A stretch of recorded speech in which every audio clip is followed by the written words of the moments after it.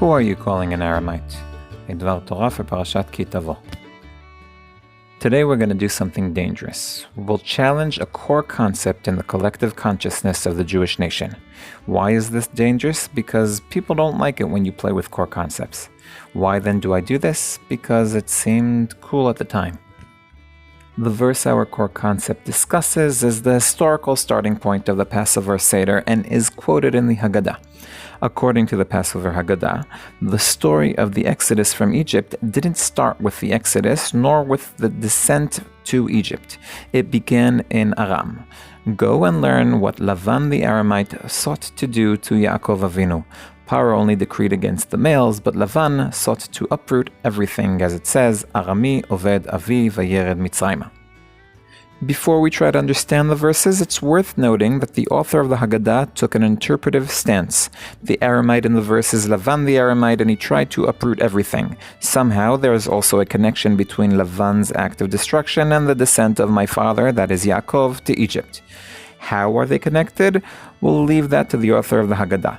What we need to do now is uproot everything ingrained in us during the Seder nights over the years and re-examine the quoted verse, which deals with Bikurim, the first fruit, to check if the Aramite in question is indeed Laban. Early interpretations, like the translations Midrashim and Rashi, claim it is. For example, Onkelos translates the words "an Aramite sought to destroy my father," or I translate his translation, Laban the Aramite wanted to destroy my father. But, as we said, this is the dominant interpretive perception of the period. The prominent commentator who opposes this interpretation is Ibn Ezra.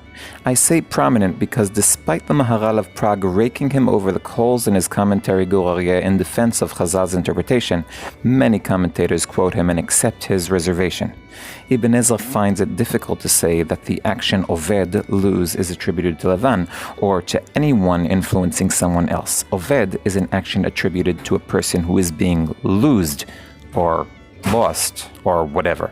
Therefore, Ibn Ezra argues, we should say that the lost Aramite is my father, or to be more precise, Yaakov. Why Yaakov?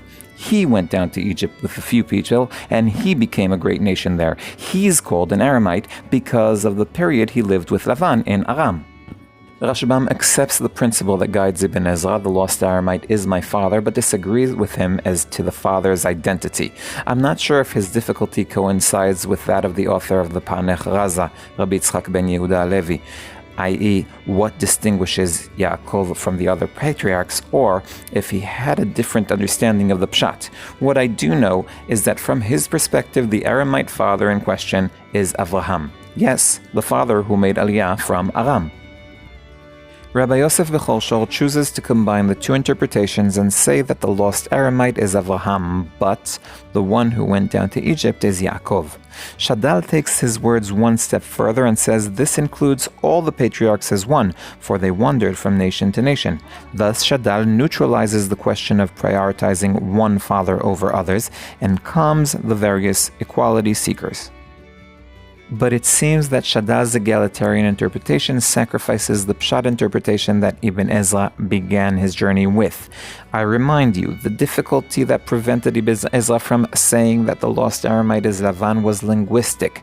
He found it hard to argue that Oved is a transitive verb. It should have said an Aramite he'evid, my father. Is it linguistically better to claim that my father equals my three fathers? Moreover, I won't argue with anyone who claims that the Aramite is Avraham or Yaakov. The one who went to Egypt can also be Yaakov or Avraham. Yitzchak, however, traveled to the land of the Philistines but never reached Aram or Egypt. Why include him with the others?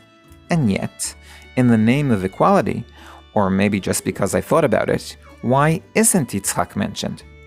I believe the reason is that he's not relevant to the story. The verses of the commandment of first fruit show how this land, which produces such beautiful fruit, is ours despite the years our fathers spent far from it, and thanks to God, who brought us back.